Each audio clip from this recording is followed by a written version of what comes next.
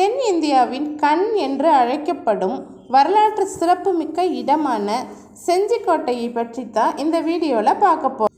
இந்தியாவில் உள்ள செஞ்சிக்கோட்டையை எவரும் அவ்வளவு எளிதில் நுழைய முடியாத கோட்டைகளில் மிக சிறந்தது என்று மராட்டிய மன்னர் சிவாஜி கருத்து தெரிவித்துள்ளாராம்.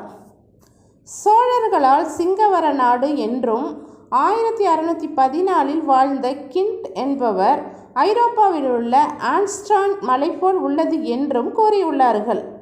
பிரிட்டிஷ்காரர்கள் இதனை கிழக்கின் ட்ராய் என்றனர்.